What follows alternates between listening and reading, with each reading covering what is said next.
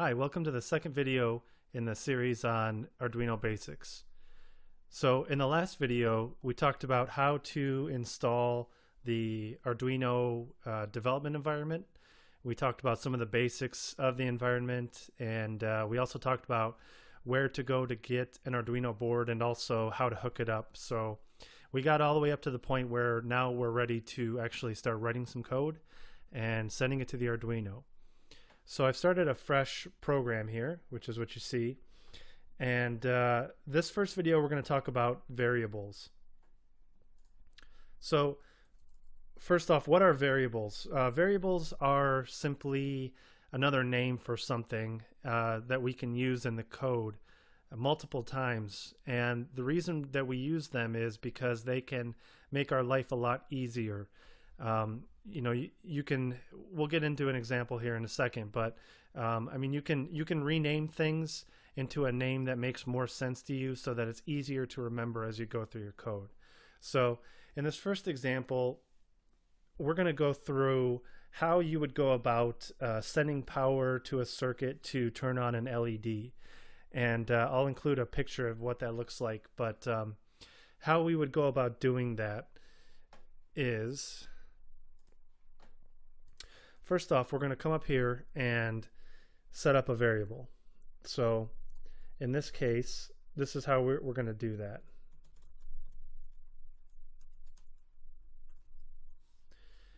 Okay, so let's break this down. First of all, you'll see some blue text here, int. So that stands for integer, and we're telling the program, the code, that this variable is going to be an integer. So that way, the program knows what to do with it. To us, it's pretty obvious when we see 10, we know that that's a number, and more specifically, we know it's an integer because there's no decimal point to it.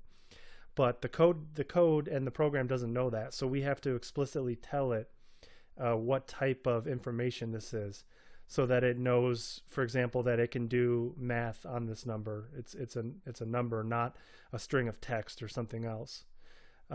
And for some more information on data types, which is what this is, you can come to the Arduino website, arduino.cc, go to Learning, and then Reference.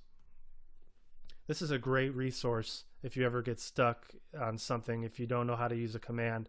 They've got all their commands listed here that you can use, well, all the basic commands that you can use. And it also goes into examples of how you use them. But specifically, we're looking for data types here. And these are all the different data types that you can use. As you can see, we used integer there. Some other popular ones are long or float, which is a number with a decimal. And then also strings, which is just basic text. So if you ever get stuck or you want to know more information, I highly recommend you check this out and bookmark it as well, because you're going to be using it a lot. At least that's what I've found to be true. So, okay, so after we get past the integer part, you'll see something called light pin. And this is the variable name that I just decided to use. It can be anything. The only thing it can't be is another name that that is built into the program. So for example, later we'll go through an actual command, and you can't name it the same name as that command because the program would get confused.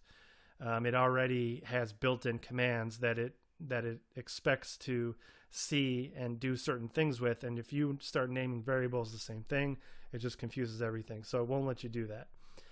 So in this case, I chose light pin because it makes the most sense. This is the pin, the output pin, that I'm going to be using to control the light. So I said light pin. Why did I capitalize the second word here? That's just kind of a syntax thing. You don't have to by any means. I mean, you can do whatever you want with it.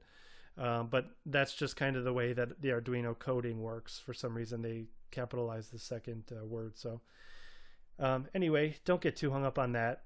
This is the variable name, and we're saying it equal to 10. And what I'm doing here is I'm trying to say, I'm going to use this, the pin 10 on the Arduino Uno board as our light pin. So that's going to be the pin that voltage gets sent out from to the light to turn the light on and off. So I hope I haven't lost you there yet. It might make sense to take a look at the picture of the circuit to see what's going on, and what you'll see is a jumper wire going from pin 10 to the light. So that's what's giving it power. Okay, so that's our variable. You can also use variables and assign variables in these sections here in the void setup and the void loop.